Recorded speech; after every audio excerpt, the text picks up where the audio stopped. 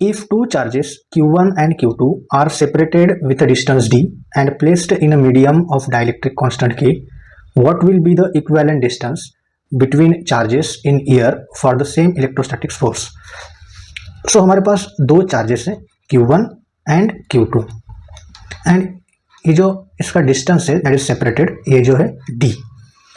तो पहले ये एयर में होगा, एयर में कितना होगा? So electrostatic force that is F is equal to K Q1 Q2 by D square.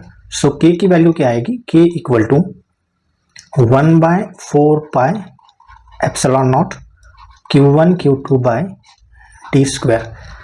और इन्होंने पूछा है कि अभी एक मीडियम में इसको रख रहे हैं, एक मीडियम में, तो इलेक्ट्रोस्टैटिक फोर्स कितना होगा? F equal to 1/4 pi epsilon naught and that is K.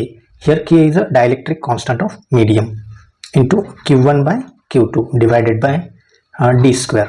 Okay, so ये फ्री स्पेस में है दैट इज एयर में, तो इसके लिए हमें क्या है, ये D नॉट रखते हैं एंड ये D।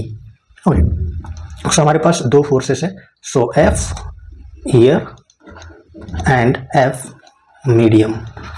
F एयर में कितना है हमारा? 1/4 pi epsilon naught Q1 Q2 divided by D not square equal to medium में कितने? 1/4 pi epsilon naught into dielectric constant into Q1 by Q2 divided by D square. So 1/4 pi epsilon naught and 1/4 pi epsilon naught get cancel, charges भी same है, यहाँ पे Q1 Q2 and Q1 Q2 get cancel. सो यहाँ पे क्या होगा? D not 1/डी not square equal to 1/K times D square. So D not square क्या आ जाएगा?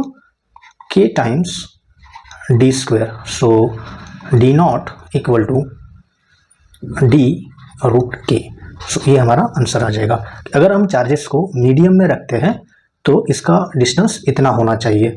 ओके, तो तभी फोर्स हमारा क्या रहेगा? सेम रहेगा। सो ऑप्शन चेक करते हैं। So option number last that is this one. Thank you.